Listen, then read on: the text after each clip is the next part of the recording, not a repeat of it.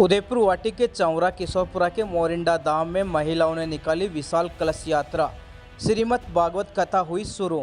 संत महात्माओं के सानिध्य में धार्मिक कार्यक्रम हुआ आयोजित। भक्त श्रद्धालुओं ने धार्मिक कार्यक्रम में आने के लिए ज़्यादा से ज़्यादा लोगों को दिया न्योता। उदयपुर वाटी विधानसभा क्षेत्र के चौरा किशोरपुरा के मोरिंडा धाम में पलटू दास अखाड़े के पंचमुखी बालाजी मंदिर में बुधवार को हजारों महिलाओं ने 2 किलोमीटर लंबी विशाल कलश यात्रा निकाली। अखाड़े के महंत रघुनाथ दास महाराज के सानिध्य में धार्मिक कार्यक्रम का आयोजन किया गया, जिसमें महिलाओं ने कलश यात्रा में बढ़ चढ़कर हिस्सा लिया। वहीं महिलाओं ने मंगल गीत गाते हुए कलश यात्रा निकाली। इस दौरान पंचमुखी बालाजी मंदिर पहुंचकर श्रीमद् भागवत कथा का शुभारंभ किया गया। वहीं विधि विधान से पूजा अर्चना की गई। 7 दिन तक श्रीमद् भागवत कथा चलेगी। 4 जून को समापन के दौरान भंडारे का आयोजन किया जाएगा। इस दौरान कार्यक्रम के समिति अध्यक्ष गजराज सिंह चौरा, डॉक्टर सांवरमल सैनी, गिरदावर जगदीश प्रसाद शर्मा, नाथुराम सैनी, रामनिवास सैनी, राधेश्याम कुमाऊत, हनुमान प्रसाद गुज्जर, वहीं शिंबू दयाल सैनी, राधेश्याम सैनी, पंडित महेश शर्मा, श्रीराम मेराणिया, समाज सेवी सुरेश मीणा किशोरपुरा, मदन सैनी सहित बड़ी संख्या में लोग मौजूद थे। चौरा किशोरपुरा में आज मोरिंडा धाम पर कलश यात्रा निकाली गई है भव्य, और कल यहाँ पर भागवत कथा का आयोजन होगा।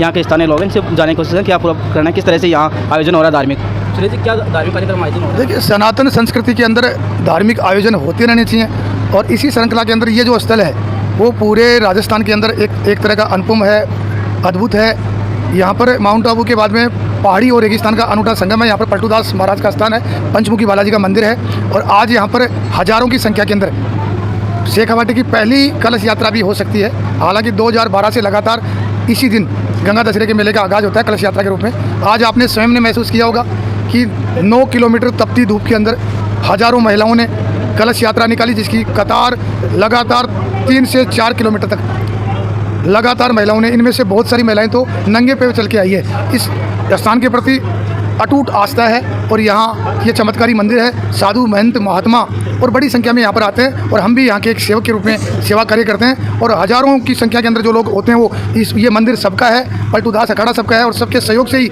ये कार्यक्रम हम ऐतिहासिक संपन्न करते हैं। सुनने में आ रहा है कि आज एक मूर्ति स्थापना भी की गई है। यहाँ पर सिंदूरिया बालाजी महाराज की मूर्ति का भी यहाँ पर आज प्राण प्रतिष्ठा जो कार्यक्रम है वो हमने किया है। और पंचमुखी बालाजी महाराज के प्रति लोगों का लगाव है, और लोग आस्था रखते हैं पंचमुखी महाराज के। जरूरी नहीं समझते कि भाई वो सिंदूर लगाएं, बाकी हम हर साल इनके नए वस्त्र लाते हैं और इनकी हर दिन पूजा अर्चना करते हैं। यहाँ पर वर्तमान में रघुवर दास जी महाराज, रघुनाथ दास जी महाराज, और पहले हनुमान दास जी, मोहनदास जी महाराज, बनवारी दास जी महाराज रहे, उनकी यहाँ पर समाधि भी है। और ये आध्यात्मिक समरसता का एक बड़ा मैसेज है। इस इलाके के अंदर जब ये यात्रा निकलती है तो 8 गाँव में 10 गाँव में एक भाईचारे का हम पैगाम देते हैं। और सच्चाई ये भी है, कोई माने न माने, जब से हमने ये कलश यात्रा शुरू की है, साधु महात्माओं के पद चिन्ह यहाँ पर पड़े हैं। उसके बाद में किशोरपुरा जैसे छोटे छोटे गांव जहाँ पर कूचे थे, आंकड़े थे, वहाँ पर आज कॉलोनियाँ कट रही है। मैं तो मानता हूँ कि ये सनातन संस्कृति में भगवान राम का, हनुमान जी महाराज की, साधु संतों की और भक्तों की कृपा है। हमने कोई यहाँ पर आज तक आपने देखा होगा कोई नचनीनियाँ नहीं नचाई है। हम सिर्फ और सिर्फ धर्म का ध्वजा फहरा रहे हैं, और बरसों से इस काम में लगे हुए हैं। और हम एक पूरे इलाके में एक कर्म का और सेवा कार्य का मैसेज देते हैं। इस भंडारे के अंदर हम पातल से लेके गिलास धोना है, पातल उठाना है, ये हमारा प्रमुखता से काम रहता है, और सारे लोग निष्ठा से लगते हैं। ये पहली यात्रा है जिसमें बिना किसी आमंत्रण और बिना किसी गाड़ी घोड़े के खुद स्वयं महिलाएं चल के आती हैं, और हजारों की संख्या में आती है। आज आपने जो भीड़ देखी, जो समूह देखा, आसपास के इलाके में नहीं, लोग चर्चा करते हैं कि ऐसी ऐतिहासिक कलश यात्रा हमने कभी देखी नहीं है। 9 किलोमीटर तपती धूप, नंगे पैर, और हजारों की संख्या, इतने ही पुरुष इनके साथ में चलते हैं। कितने दिवसीय भागवत कथा होगी? ये अब 8 दिन का कार्यक्रम होगा। आज के बाद में भागवत कथा आज ही हमने शुभारंभ कर दिया है। कल के बाद में नेमी सारण के बड़े महंत महाराज जी हैं जो कथावाचक है, वो दिनकर जी महाराज, उनके द्वारा कथा का रसपान कराया जाएगा। 2013 से ये चल रहा है। यहाँ के ऊपर इस पहाड़ियों के अंदर एक हमारे संत महात्मा जिसका नाम बनवारी दास है, उसने आकर एक बहुत बड़ी तपस्या की। उस तपस्या के कारण से धीरे धीरे लोगों में जागृति आई, धर्म और सनातन धर्म के बारे में लोगों ने समझा। उसके बाद में यहाँ पर ये मंदिर की स्थापना की गई 2013 के अंदर। उसके बाद में धीरे धीरे जैसे लोगों की भावना बढ़ी तो उससे लोग जुड़ते चले गए, और धीरे धीरे मंदिर का विकास होता जा रहा है। इसके 2 यात्रा निकाली गई, ये 2012-13 से चालू हुई थी। आज 25 के अंदर 13-14 लगभग यात्राएं निकल चुकी। लेकिन मैं ये मानता हूँ कि दिन प्रतिदिन इसके अंदर इतना लोगों का जुड़ाव बढ़ता जा रहा है, जिससे बहुत ज़्यादा इन 8 गाँवों के अंदर बहुत बड़ा लोगों की जनून है, और आपस में मेल जोल की भावना। और हमारा भी यही है कि इसके अंदर भाईचारा बढ़ाए।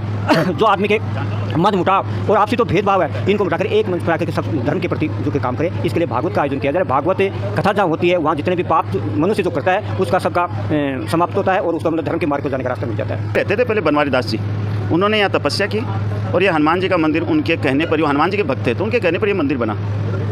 बाबा जी काफ़ी समय तपस्या की, तपस्या करके बाबा जी ने शरीर छोड़ दिया, महात्मा श्री ने। ये पीछे उनकी समाधि बनी हुई है। उनके जाने के बाद यहाँ रघुनाथ दास जी हैं और ये मूर्ति स्थापना हुई थी गंगा दशहरे को। तो गंगा दशहरे को तो उसी दिन विशेष माना जाता है यहाँ। उसके ऊपर से ये कलश यात्रा निकलती है विशाल, जो आज आप देख रहे थे।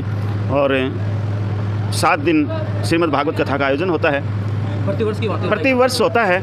और सत्संग की ज़रूरत है, आने वाली जो पीढ़ी है इसको सत्संग की बहुत ज़रूरत है। यदि सत्संग नहीं, महापुरुषों ने कहा है कि बिनु सत्संग विवेक न होई।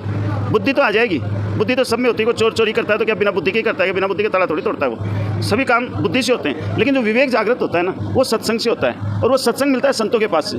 हमारी जो आने वाली पीढ़ी, इसको सत्संग की बहुत ज़रूरत है, हमें भी ज़रूरत है, परंतु इसको ज़रूरत है। इसलिए हमने ये, ठीक से मुझे याद नहीं है, आप सुरेश जी बताएंगे, 2012 से है या 13 से है, ऐसे ये प्रारंभ हुई कथा 2012 से। तो किसी वर्ष में तो श्रीमद् भागवत कथा ज्ञान यज्ञ हो जाता है और किसी वर्ष में राम कथा होती है, तो किसी वर्ष में नानी भाई का मायरा होता है। तो एक तो सबको सत्संग मिले और सबका जीवन सुधरे, बालक से लेके वृद्ध तक। दूसरा एक और है कि हम सब लोग अपने अपने हिसाब से, कोई कहाँ रहता है, कोई कहाँ रहता है, कोई कमाते हैं खाते हैं, कोई बिजनेस करते हैं, दुकान करते हैं, कोई राजनीति करते हैं, कोई कुछ करते हैं। लेकिन ये जो 7 दिन जो आते हैं, ये ऐसे आते हैं कि हम बिछड़े हुए हैं और इन 7 दिनों में सारे एक जगह बैठते हैं। अभी आप रुको थोड़ी देर, हम आपको उस जाजम पर सारे के सारे बैठे हुए एक साथ भोजन करते हुए मिलेंगे। और हम पूरे गांव, आसपास में गांव वाले सब एक दूसरे से मिल लेते हैं, सबका मिलन होता है, सबका प्यार बढ़ता है, प्रेम बढ़ता है, उसके सबके सहयोग से कार्य होता है। तो सत्संग, मेन सत्संग, ये सत्संग होता है, इसलिए होता है। मैं तो खूब है, बाबा जी ने यहाँ खूब तपस्या की है। और कुछ अनुभव तो ऐसे होते हैं, निज अनुभव नहीं कहे जाते। वो तो स्वयं, जैसे कोई खाता है, गुड़ खाता है तो गुड़ का स्वाद बताएगा, तो खाता ही नहीं है तो क्या बताएगा। तो जो यहाँ से जुड़े हैं, यहाँ आते हैं, वो इस जगह का महत्व जानते हैं। मैं जानता हूँ जैसे मेरा, तो यहाँ आने वाले का जीवन सुधरता है। और यहाँ आकर के जो जैसी सेवा दे, जैसी उससे बने सेवा, वैसी सेवा दे। और आगे तो हरी इच्छा है। राधे राधे। वो अपनी अर्ध उम्र की अवस्था में यहाँ पर आए हुए थे। उन्होंने यहाँ पर कुछ भी नहीं था, कुछ भी। वो यहाँ पर आकर के गुफा बना करके रखे, जो कि 2010 की लगभग की बात है। तो उन्होंने अपना जप किया, तब किया, अपने नियम किए, कर्म किए। उस कर्मों का ही परिणाम है। आज बिना बुलाए कम से कम 2100 औरतों ने कलश उठाया सके। ये किसका है? उन्हीं का तो तब है, किसी को कोई बुलाने नहीं जाता, केवल मोरिंडा धाम के नाम से सत्संग किया। और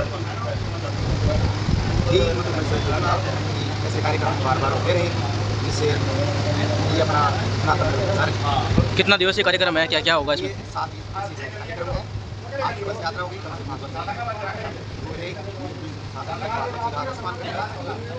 थोड़ी सी 4 तारीख को रात्रि जागरण है, 5 तारीख को स्वयं पूर्णाहुति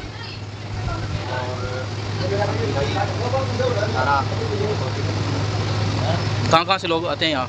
इसमें 8 गांव के तो आते ही आते हैं, ये तो मुख्य 8 गांव का। उसके अलावा बहुत दूर दराज से भी लोग आते हैं।